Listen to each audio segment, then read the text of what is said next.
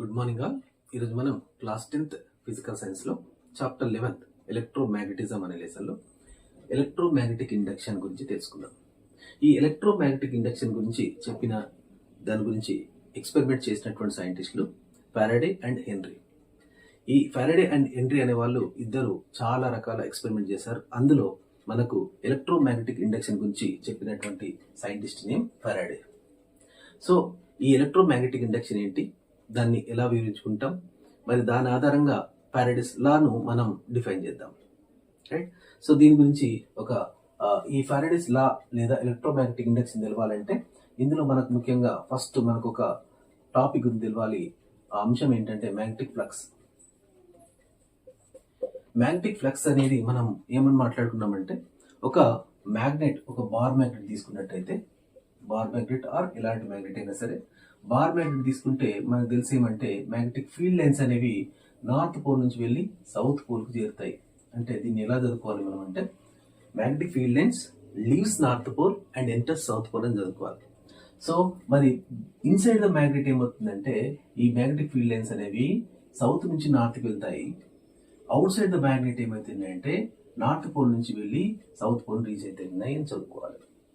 అంటే magnetic field lines leaves north pole enters south pole అనే విషయాన్ని చదువుకోవాలి. అంటే ఇక్కడ ఒక బార్ మ్యాగ్నెట్ ఉంది అంటే ఆ మ్యాగ్నెట్ చుట్టూ కొంత మ్యాగ్నెటిక్ ఫీల్డ్ లైన్స్ ఉంటాయి. ఈ మ్యాగ్నెటిక్ ఫీల్డ్ లైన్స్ అనేది ఫర్ ఎగ్జాంపుల్ ఇక్కడ కొంత ఒక కాయిలో లేదా ఒక ఏరియాను ఊహించుకుంటే ఈ ఏరియా నుంచి ఈ బార్ మ్యాగ్నెట్ నుంచి లేదా మ్యాగ్నెట్ నుంచి వచ్చే ఫీల్డ్ లైన్స్ ఎన్ని పాస్ అయినాయో దాన్ని మనం మ్యాగ్నెటిక్ ఫ్లక్స్ గా చెప్పుకుంటాం. సో మ్యాగ్నెటిక్ ఫ్లక్స్ డెఫినేషన్ రాసినప్పుడు ఏమంటామంటే number of field lines that are passing from a unit area. So ఈ ఒక కాయిల్ కానీ లేదా ఒక ఏరియాను మనం ఇమాజిన్ చేసుకుంటే దీని దగ్గర ఒక మ్యాగ్నెట్ ఉంది అంటే ఆ మ్యాగ్నెట్ నుంచి వచ్చే మ్యాగ్నెటిక్ ఫీల్డ్ లైన్స్ ఎన్ని ఈ యూనిట్ ఏరియా నుంచి లేదా ఈ కాపర్ కాయిల్ నుంచి వెళ్ళినాయో ఆ నంబర్ను మనం ఏమంటామంటే మనం మ్యాగ్నెటిక్ ఫ్లక్స్ గా డిఫైన్ చేస్తాం. ఇక్కడ ఒకవేళ మ్యాగ్నెటిక్ ఫీల్డ్ లైన్స్ ఈ కాపర్ కాయిల్ లేదా యూనిట్ ఏరియా నుంచి ఎక్కువ నంబర్ వెళ్తుంది అంటే ఎక్కువ ఫీల్డ్ లైన్స్ వెళ్తే మ్యాగ్నెటిక్ ఫ్లక్స్ ఇంక్రీజ్ అయింది అని అంటాం. ఒకవేళ ఈ మ్యాగ్నెటిక్ ఫీల్డ్ లైన్స్ అనేవి ఈ కాపర్ కాయిల్ ఆర్ ఒక యూనిట్ ఏరియాలో తక్కువగా వెళ్తున్నాయి అంటే మ్యాగ్నెటిక్ ఫ్లక్స్ అనేది తక్కువగా ఉంది, డిక్రీజ్ అయింది అని అంటాం. సో ఇట్లా మ్యాగ్నెటిక్ ఫ్లక్స్ అనేది ఇంక్రీజ్ కావడం, మ్యాగ్నెటిక్ ఫ్లక్స్ అనేది డిక్రీజ్ కావడం అనే విషయాన్ని మాట్లాడుకుంటాం. సో దీన్ని మ్యాగ్నెటిక్ ఫ్లక్స్ అనేది అంటే మ్యాగ్నెటిక్ ఫీల్డ్ లైన్స్ ఎక్కువగా ఈ యూనిట్ ఏరియా నుంచి వెళ్ళడం, magnetic field lines unit area నుంచి తక్కువగా వెళ్ళడం అంటే there is a change in magnetic flux అని అనుకుంటాం. ఈ విషయాన్ని గుర్తుపెట్టుకోండి. సో మ్యాగ్నెటిక్ ఫీల్డ్ లైన్స్ ఎక్కువగా వెళ్ళడం, మ్యాగ్నెటిక్ ఫీల్డ్ లైన్స్ తక్కువగా వెళ్ళడం. మ్యాగ్నెటిక్ ఫీల్డ్ లైన్స్ ఎప్పుడైతే యూనిట్ ఏరియా నుంచి ఎక్కువగా వెళ్తాయో అప్పుడు మ్యాగ్నెటిక్ ఫ్లక్స్ ఎక్కువగా ఉంది అని అంటాం. ఎప్పుడైతే magnetic field lines unit area నుంచి తక్కువగా వెళ్తాయో అప్పుడు మ్యాగ్నెటిక్ ఫ్లక్స్ తక్కువగా ఉంది అంటాం.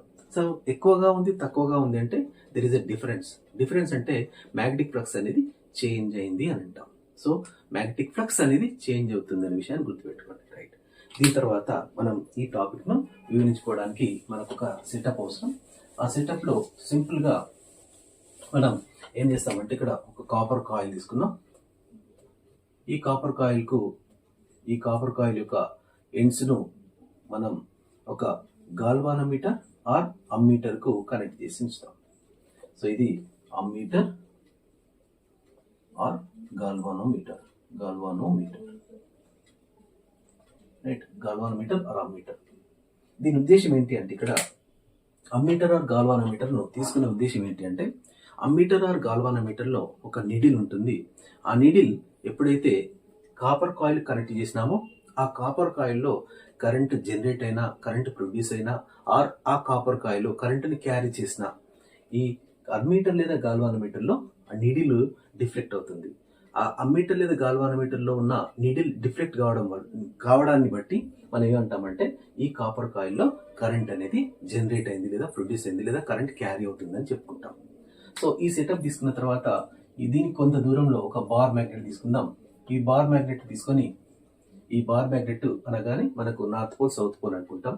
ఈ బార్ మ్యాగ్నెట్ ను మనం ఎప్పుడైతే ఈ కాపర్ కాయిల్కు దగ్గరగా పుష్ చేసినామో ఫర్ ఎగ్జాంపుల్ ఇక్కడ ఇది మనం కాపర్ కాయిల్ అనుకుందాం. ఈ కాపర్ కాయిల్ కు దగ్గరగా ఇది బార్ మ్యాగ్నెట్ అనుకుందాం. బార్ మ్యాగ్నెట్ నార్త్ పోల్, ఇది బార్ మ్యాగ్నెట్ సౌత్ పోల్. ఎప్పుడైతే ఈ బార్ మ్యాగ్నెట్ ఇలా చేతితో పట్టుకొని ఓకే ఈ కాపర్ కాయిల్ వైపు పుష్ చేసినప్పుడు ఏం జరుగుతుంది గమనించండి. ఏమవుతుంది అని అంటే ఇక్కడ దీని దగ్గరకు రాగానే ఈ మ్యాగ్నెటిక్ ఫీల్డ్ లైన్స్ అనేది ఏమవుతుంది ఈ కాపర్ కాయిల్ నుంచి వెళ్తాయి. దీన్ని ఇంకా ఫర్దర్ అంటే ముందు తీసుకొచ్చినాం అనుకోండి, ఇంకా ముందు తీసుకొచ్చినాం, ఇది ఈ బార్ మ్యాగ్నెట్ ను ఇంకా కాపర్ కాయిల్ ముందు తీసుకొచ్చినప్పుడు ఏమవుతుందని అంటే మనం అబ్జర్వ్ చేస్తే కనుక number of field lines, magnetic field lines అనేవి ఈ కాపర్ కాయిల్ నుంచి ఎక్కువ వెళ్తాయి. ఎందుకంటే ఇక్కడ దగ్గర రాగానే మ్యాగ్నెటిక్ ఫీల్డ్ లైన్స్ ఇంక్రీజ్ అవుతున్నాయి, అంటే ఈ కాపర్ కాయిల్ నుంచి వెళ్ళే మ్యాగ్నెటిక్ ఫీల్డ్ లైన్స్ ఇంక్రీజ్ అవుతున్నాయి. ఇంక్రీజ్ అయినప్పుడు లేదా ఇక్కడ దూరం ఉన్నప్పుడు కాపర్ కాయిల్ లో వెళ్ళే ఫీల్డ్ లైన్స్ ఈ బార్ మ్యాగ్నెట్ కాపర్ కాయిల్ దగ్గరగా వచ్చినప్పుడు వెళ్ళే ఫీల్డ్ లైన్స్ మనం అబ్జర్వ్ చేస్తే ముందు తక్కువగా ఉన్నాయి, తర్వాత ఎక్కువగా ఉన్నాయి. అయితే ఎప్పుడైతే మ్యాగ్నెటిక్ ఫీల్డ్ లైన్స్ ఇందులో నుంచి మనకు ఈ కాపర్ కాయిల్ నుంచి వెళ్ళినాయో అప్పుడు ఈ ఒకసారి దీంట్లో ఉన్నటువంటి అమ్మీటర్ ఆర్ గాల్వానోమీటర్లో ఉన్న నీడిల్ మనం అబ్జర్వ్ చేస్తే డిఫ్లెక్ట్ అవుతుంది. డిఫ్లెక్షన్ వల్ల మనకు ఇంతకుముందు చెప్పుకున్నట్టుగా ఎప్పుడైతే అమ్మీటర్ ఆర్ గాల్వానోమీటర్ అనేది మనకు డిఫ్లెక్షన్ అయిందో, దానిలో ఉన్న నీడిల్ డిఫ్లెక్షన్ అయిందో అప్పుడు ఈ కాపర్ కాయిల్లో కరెంట్ అనేది జనరేట్ అయింది లేదా కరెంట్ అనేది ప్రొడ్యూస్ అయింది అని అర్థం. సో ఇప్పుడు దూరంగా ఉన్నప్పుడు మ్యాగ్నెటిక్ ఫీల్డ్ లైన్స్ తక్కువగా ఈ కాపర్ కాయిల్ నుంచి వెళ్ళినాయి. తర్వాత ఈ బార్ మ్యాగ్నెట్ అనేది ఈ కాపర్ కాయిల్ దగ్గరగా వచ్చినప్పుడు ఎక్కువ నెంబర్ ఆఫ్ ఫీల్డ్ లైన్స్ అనేవి ఈ కాపర్ కాయిల్ నుంచి వెళ్ళినాయి కాబట్టి ఇందులో ఉన్న డిఫ్లెక్షన్ అనేది కొంచెం ఎక్కువగా ఉంటుంది. రైట్, దీన్ని బట్టి మనం ఏమంటున్నామంటే మ్యాగ్నెటిక్ ఫీల్డ్ లైన్స్ అనేవి మనకు ఇంక్రీజ్ అయినాయి, తర్వాత డిక్రీజ్ అయినాయి అని అంటాం. ఎప్పుడు ఇంక్రీజ్ అయినా డిక్రీజ్ అయినా ఈ అమ్మీటర్లో ఉన్న ఈ నీడిల్ అనేది డిఫ్లెక్ట్ కావడం వల్ల ఈ కాపర్ కాయిల్లో కరెంట్ అనేది జనరేట్ అయిందనే విషయం తెలుస్తుంది. రైట్, ఇప్పుడు దీనికి మనం అపోజిట్ గా ఈ బార్ మ్యాగ్నెట్ ను మళ్ళీ వెనుకకు లాగినాం అనుకోండి. ఇంతకుముందేమో ఈ కాపర్ కాయిల్ కు దగ్గరగా బార్ మ్యాగ్నెట్ పుష్ చేసినాం. ఇప్పుడు ఏం చేద్దామంటే రివర్స్, ఈ బార్ మ్యాగ్నెట్ కాపర్ కాయిల్ నుంచి దూరంగా తీసుకెళ్ళినాం అనుకోండి. దూరంగా తీసుకెళ్ళినప్పుడు ఏమవుతుంది అంటే ఈ బార్ మ్యాగ్నెట్ నుంచి వెళ్ళే మ్యాగ్నెటిక్ ఫీల్డ్ లైన్స్ ఈ కాపర్ కాయిల్ నుంచి తక్కువగా వెళ్తాయి. వెళ్ళినప్పుడు కూడా మళ్ళీ మనం ఇక్కడ ఉన్నటువంటి అమ్మీటర్ లేదా గాల్వానోమీటర్లు ఉన్న నీడిల్ అబ్జర్వ్ చేస్తే అందులో డిఫ్లెక్షన్ వస్తుంది. మరి డిఫ్లెక్షన్ వచ్చింది అని అంటే కరెంట్ అనేది ఈ కాపర్ కాయిల్లో జనరేట్ అయింది అని అర్థం. అంటే ఒకవేళ మరి ఇదే రకంగా నార్త్ పోల్ తీసుకొస్తేనే ఇందులో డిఫ్లెక్షన్ అవుతుందా, లేదా సౌత్ పోల్ తీసుకొచ్చిన డిఫ్లెక్షన్ అవుతుందా అంటే ఎస్ ఎగ్జాక్ట్లీ. ఇక్కడ బార్ మ్యాగ్నెట్ మనం మళ్ళీ ఇక్కడ ఈ బార్ మ్యాగ్నెట్ యొక్క సౌత్ పోల్ తీసుకొచ్చి మనం ఈ బార్ మ్యాగ్నెట్ సౌత్ పోల్ తీసుకొచ్చి ఈ కాపర్ కాయిల్ దగ్గర తీసుకొచ్చినాం. ఇంతకుముందు ఇట్లా ఉంచినామంటే ఇది నార్త్ పోల్ అనుకుని సౌత్ పోల్ అనుకున్నాం అనుకోండి. ఇప్పుడు బార్ మ్యాగ్నెట్ రివర్స్ చేసినాం. రివర్స్ చేసి ఏం చేస్తున్నానంటే ఈ బార్ మ్యాగ్నెట్ ను మనం కాపర్ కాయిల్ దగ్గర తీసుకొచ్చినప్పుడు ఎక్కువ నెంబర్ ఆఫ్ ఫీల్డ్ లైన్స్ దీని నుంచి వెళ్తాయి కాబట్టి ఎక్కువ నెంబర్ ఆఫ్ ఫీల్డ్ లైన్స్ వెళ్ళినాయి అని అంటే లేదా మ్యాగ్నెటిక్ ఫీల్డ్ లైన్స్ ఈ కాపర్ కాయిల్ నుంచి వెళ్ళినప్పుడు ఈ అమ్మీటర్ లో ఉన్నటువంటి నీడిల్ అనేది డిఫ్లెక్ట్ అవుతుంది. కానీ ఇంతకు ముందు ఉన్న డిఫ్లెక్షన్ ఒకవేళ ఈ అమ్మీటర్ లేదా గాల్వానోమీటర్ లో ఉన్న నీడిల్ క్లాక్ వైజ్ డిఫ్లెక్ట్ అవుతుంది. ఇంతకుముందు నార్త్ పోల్ ఉన్నప్పుడు ఈ అమ్మీటర్ లేదా గాల్వానోమీటర్ నీడిల్ మనకు క్లాక్ వైజ్ తిరిగితే ఇప్పుడు మనం సౌత్ పోల్ ఉంచినప్పుడు ఏం జరుగుతుందని అంటే ఈ గాల్వానోమీటర్ లేదా అమ్మీటర్ లో ఉన్న నీడిల్ అనేది యాంటీ క్లాక్ వైజ్ డైరెక్షన్ లో డిఫ్లెక్ట్ కావడం తెలుస్తుంది. సో ఓవరాల్ గా డిఫ్లెక్షన్ అయింది అంటే అర్థమైంది అంటే ఈ కాపర్ కాయిల్లో కరెంట్ అనేది జనరేట్ అయింది లేదా ప్రొడ్యూస్ అయింది అని అర్థం. సో ఈ బార్ మ్యాగ్నెట్ ను ముందుకు మరి తర్వాత వెనుకకు జరిపినప్పుడు కూడా మనకి ఏమవుతుందంటే ముందుకు జరిపినప్పుడేమో మ్యాగ్నెటిక్ ఫీల్డ్ లైన్స్ ఎక్కువగా ఈ కాపర్ కాయిల్ నుంచి వెళ్తాయి. దూరం జరిపినప్పుడు మనకి ఏమవుతుందంటే మ్యాగ్నెటిక్ ఫీల్డ్ లైన్స్ తక్కువగా వెళ్తాయి. ఈ రెండు సందర్భాల్లో కూడా ఈ అమ్మీటర్ లేదా గాల్వానోమీటర్ లో ఉన్న నీడిల్ అనేది డిఫ్లెక్ట్ అవ్వడం గమనిస్తాం. ఎప్పుడైతే అమ్మీటర్ ఆర్ గాల్వానోమీటర్ లో ఉన్న నీడిల్ డిఫ్లెక్ట్ అవుతుందో అప్పుడు మనం ఏమని డిఫైన్ చేయొచ్చు లేదా ఏమని కంక్లూడ్ చేయొచ్చు అంటే ఈ అమ్మీటర్ లేదా గాల్వానోమీటర్ కు కలిపి ఉన్న కాపర్ కాయిల్లో కరెంట్ అనేది జనరేట్ అయింది లేదా ప్రొడ్యూస్ అయింది అని చెప్పొచ్చు. మరి ఇప్పుడు ఇంకొక డౌట్, ఇంకో సిచ్యువేషన్ ఏమంటే ఇప్పుడు మనం ఇంతకుముందేమో ఈ కాపర్ కాయిల్ రెస్ట్ లో ఉంచి మ్యాగ్నెట్ ని మనం మూవ్ చేసినాం. ఇప్పుడు ఈ బార్ మ్యాగ్నెట్ ను స్టేషనరీ అంటే రెస్ట్ లో ఉంచి కాయిల్ ను కూడా మూవ్ చేస్తే ఏమైనా జరుగుతుందా అని అంటే ఎస్, ఆబ్వియస్లీ.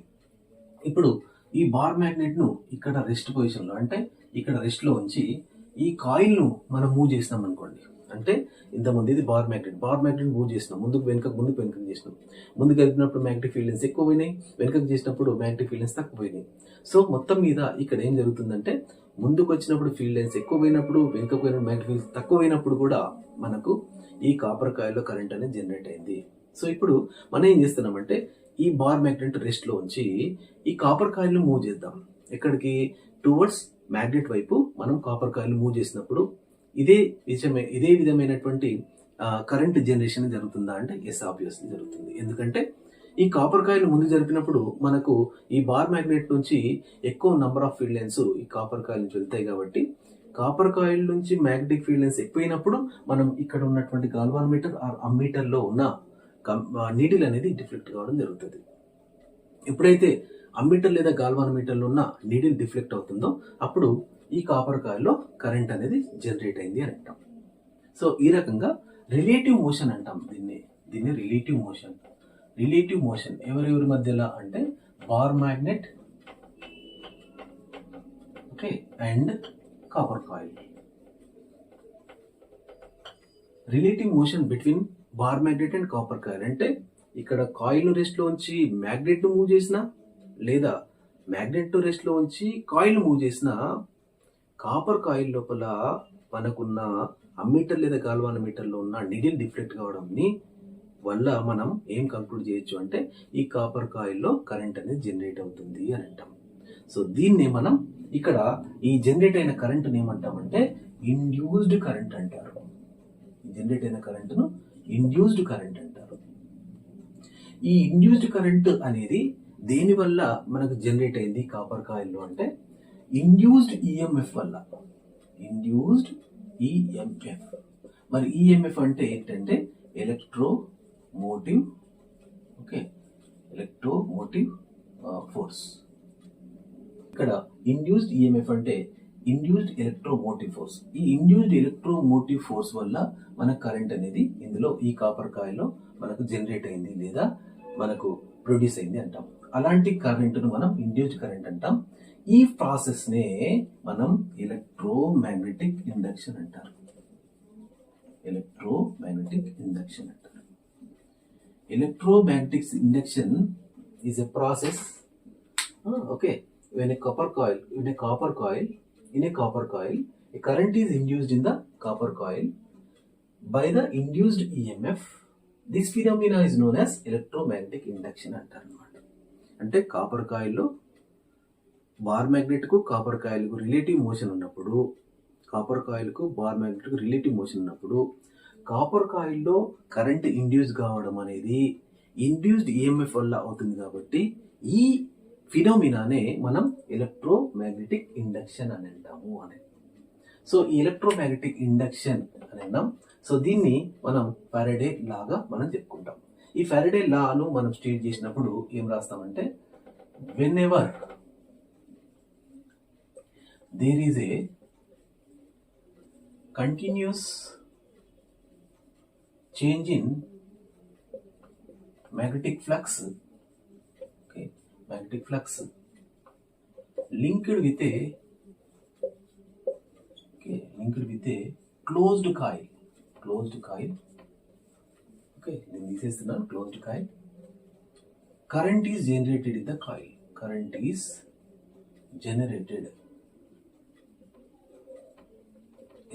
coil. అని మనకు స్టేట్మెంట్. సో ఈ స్టేట్మెంట్ మనం ఇక్కడ తీసేస్తున్నాను. దీన్ని కూడా చూడండి, గమనించండి. Whenever there is a continuous change in magnetic flux linked with a closed coil, current is generated in the coil. ఇంతకుముందు అదే చెప్తున్నట్టుగా continuous change in magnetic flux. నువ్వేం చేసైనా సరే మ్యాగ్నెటిక్ ఫ్లక్స్ లో చేంజ్ తీసుకురావాలి. మ్యాగ్నెటిక్ ఫ్లక్స్ లో చేంజ్ తీసుకురావాలంటే నువ్వు ఈ బార్ మ్యాగ్నెట్ ను కాపర్ కాయిల్ దగ్గరికి తీసుకొచ్చి దూరం జరిపినా, లేదా కాపర్ కాయిల్ ను రెస్ట్ లో ఉంచి బార్ మ్యాగ్నెట్ ముందుకు వెనుక తీసుకుపోయినా, లేదా ఈ బార్ మ్యాగ్నెట్ ను స్టేషనరీగా అంటే రెస్ట్ లో ఉంచి కాపర్ కాయిల్ ముందు వెనుక తీసుకొచ్చిన మ్యాగ్నెటిక్ ఫ్లక్స్ అనేది చేంజ్ అవుతుంది కాబట్టి ఎప్పుడైతే ఈ బార్ మ్యాగ్నెట్లో అంటే మ్యాగ్నెటిక్ ఫ్లక్స్ చేంజ్ అవుతుందో అప్పుడు ఈ కాపర్ కాయిల్లో మనకు కరెంట్ అనేది జనరేట్ అవుతుంది. ఇక్కడ ఒక చిన్న డౌట్ వస్తుంది, ఏమనంటే ఇప్పుడు ఒకవేళ ఫర్ ఎగ్జాంపుల్ ఇది కాపర్ కాయిల్, ఇది బార్ మ్యాగ్నెట్ తీసుకొచ్చి ఇక్కడ పెట్టగానే మరి ఏం జరుగుతుంది అన్నప్పుడు మ్యాగ్నెటిక్ ఫీల్డ్ లైన్స్ వెళ్ళినాయి కానీ ఈ బార్ మ్యాగ్నెట్ నుంచి మ్యాగ్నెటిక్ ఫీల్డ్ లైన్స్ వెళ్తున్నాయి కానీ మ్యాగ్నెటిక్ ఫీల్డ్ లైన్స్లో చేంజ్ అనేది రావడం లేదు. చేంజ్ రాకపోతే మ్యాగ్నెటిక్ నీడిల్ అనేది అంటే దీంట్లో ఉన్న అమ్మీటర్లో గాల్వానోమీటర్లో ఉన్న నీడిల్ అనేది డిఫెక్ట్ కావడం లేదు అంటే ఈ కాపర్ కాయిల్లో కరెంట్ జనరేట్ కాలేదు అని అర్థం. మరి ఎప్పుడు కాపర్ కాయిల్లో కరెంట్ జనరేట్ అవుతుందంటే ఈ బార్ మ్యాగ్నెట్ అన్నా మోషన్లో ఉండాలా, లేదా కాపర్ కాయిల్ అన్నా మోషన్లో ఉన్నప్పుడు మాత్రమే మ్యాగ్నెటిక్ ఫ్లక్స్ లో చేంజ్ వస్తుంది. కాబట్టి ఇక్కడ అందుకే ఇక్కడ రాసింది కంటిన్యూస్ చేంజ్ అన్నాడు. కంటిన్యూస్ చేంజ్ దేంట్లో? మ్యాగ్నెటిక్ ఫ్లక్స్ లో. So continuous change magnetic flux లో ఉన్నప్పుడు మాత్రమే ఈ కాపర్ కాయిల్లో కరెంట్ అనేది జనరేట్ అవుతుంది అని అంటాడు. సో ఇది మనకు ఎలక్ట్రోమాగ్నెటిక్ ఇండక్షన్, ఫారడేస్ లా. సో దీన్ని మనకు ఇది వన్ టైప్ ఆఫ్ అంటే వన్ ఫార్మ్ ఆఫ్ ఫారడేస్ లా అంటాడు. ఇంకో ఫార్మ్ ఆఫ్ ఫారడేస్ లాను మనకు ఇక్కడ ఒక చిన్న విషయాన్ని వివరిస్తున్నాడు. దాంట్లో ఏమంటాడంటే ఫర్ ఎగ్జాంపుల్ ఇప్పుడు ఇందులో ఇండ్యూస్డ్ ఈఎంఎఫ్ అన్నాం. Induced EMF is equal to the change in flux or induced EMF is equal to the rate of change of magnetic flux అని డిఫైన్ చేస్తారు. ఎందుకంటే ఇండ్యూస్డ్ ఈఎంఎఫ్ అనేది దేని మీద డిపెండ్ అయి ఉంటుంది అని అంటే మ్యాగ్నెటిక్ ఫ్లక్స్ మీద డిపెండ్ అయి ఉంటుంది. ఒకవేళ మ్యాగ్నెటిక్ ఫ్లక్స్ ఇంక్రీజ్ అయింది అంటే మ్యాగ్నెటిక్ ఫీల్డ్ లైన్స్ ఎక్కువగా వెళ్ళినాయి అంటే ఇండ్యూస్డ్ ఈఎంఎఫ్ ఎక్కువగా ఉంది. ఇండ్యూస్డ్ ఈఎంఎఫ్ ఎక్కువ ఉందంటే ఇండ్యూస్డ్ కరెంట్ ఎక్కువగా ఉందని అర్థం. కాబట్టి induced EMF is equal to the rate of change of magnetic flux అంటారు. దీన్ని ఒక ఈక్వేషన్ లాగా రాద్దాం. So induced EMF is equal to change in flux. Change in flux అంటే change in magnetic flux by rate అన్నాం కాబట్టి ఇక్కడ rate అంటే మనకు ఏం రాస్తామంటే టైం అని రాస్తాం అనమాట. కాబట్టి induced EMF is equal to change in flux by time. So magnetic flux ను మనం పై అనే లెటర్ తో చూపిస్తాం కాబట్టి చేంజ్ ఇన్ ఫ్లక్స్ ను డెల్టా పై అని రాస్తాం. టైం కూడా మనకి ఇక్కడ వ్యారీ అవుతుంది కాబట్టి డెల్టా టీ అని రాస్తాం. సో ఈఎంఎఫ్ ను సింపుల్ గా ఈ అనే లెటర్ తో చూపిస్తాం. సో ఎప్సిలాన్ ఆర్ ఈ అంటున్నాం. సో ఈ is equal to delta phi by delta t. ఇది ఒక ఈక్వేషన్. ఈ ఈక్వేషన్ అనేది మరి E is equal to delta phi by delta t అనేది another form of Faraday's law అంటాం. సో ఫారడేస్ లాను మనం కొన్ని పుస్తకాల్లో ఫస్ట్ లా అంటాడు, దీన్ని సెకండ్ లా అంటాడు, లేదా ఫారడేస్ లా ఒక one type of form and Faraday's another type of form అని స్టేట్మెంట్ అని మనం చెప్పుకోవచ్చు. సో ఈ is equal delta phi by delta T. So దీంట్లో మరి ఇది for example let's write that phi naught అనేది let phi naught be the magnetic flux for single turn అంటే ఒకటే కాపర్ కాయిల్ ఒకే రౌండ్ ఉన్నటువంటి ఒక సింగిల్ టర్న్ ఉన్నప్పుడు పై నాట్ అనేది మ్యాగ్నెటిక్ ఫ్లక్స్ అనుకుంటే, ఒకవేళ ఎన్ టర్న్స్ ఉన్నప్పుడు అంటే నంబర్ ఆఫ్ టర్న్స్ అంటే ఈ కాపర్ కాయిల్ అనేక బంచ్ గా ఉన్నప్పుడు నంబర్ ఆఫ్ టర్న్స్ ఎక్కువ ఉన్నాయి అన్నప్పుడు ఎన్ టర్న్స్ ఉన్నాయి అనుకోండి, అప్పుడు magnetic to N phi naught అని రాస్తారు. ఇది మనకు బుక్ లో ఇచ్చినటువంటి విషయం. సో ఇది ఎలక్ట్రోమాగ్నెటిక్ ఇండక్షన్. మరి ఇప్పుడు ఇందులో మొత్తం వివరించిన అంశంలో మ్యాగ్నెటిక్ ఫ్లక్స్ లో కంటిన్యూ చేంజ్ ఉన్నప్పుడు మాత్రమే కాపర్ కాయిల్లో కరెంట్ జనరేట్ అవుతుందని చెప్తున్నాడు. మరి మ్యాగ్నెటిక్ ఫ్లక్స్ లో కంటిన్యూస్ చేంజ్ అయితేనే కరెంట్ జనరేట్ అవుతుంది. జనరేట్ అయిన కరెంటుకు మనకు తెలుసు మ్యాగ్నెటిక్ ఫీల్డ్ లైన్స్ కు మనకు డైరెక్షన్ ఉంటుంది. అట్లాగే ఇందులో ఇండ్యూస్ అయిన కరెంట్ కానీ లేదా ఇండ్యూస్డ్ ఈఎంఎఫ్ కానీ ఇందులో జనరేట్ అయిన కరెంట్ కూడా డైరెక్షన్ ఉండాలి. మరినా ఈ ఫారడే అనే సైంటిస్టు ఇందులో ఇండ్యూస్ అయింది కరెంట్ అన్నాడు కానీ ఏ డైరెక్షన్ లో కరెంట్ ఇండ్యూస్ అయింది లేదా కరెంట్ యొక్క డైరెక్షన్ గురించి చెప్పలేకపోయాడు. సో ఈ కరెంట్ యొక్క డైరెక్షన్ చెప్పడానికే మనకు నెక్స్ట్ సైంటిస్ట్ లెన్స్ అనే సైంటిస్ట్ వస్తాడు. సో లెంజ్ అనే సైంటిస్ట్ ఇందులో ఇండ్యూస్ అయిన కరెంట్ యొక్క డైరెక్షన్ గురించి చెప్పాడు. సో దాన్ని లెన్స్ లా అంటాం. ఆ లెన్స్ లా గురించి తెలుసుకున్న తర్వాత నెక్స్ట్ మనం ఈ Faraday's law or electromagnetic induction యొక్క అప్లికేషన్స్ మనం చూస్తాం.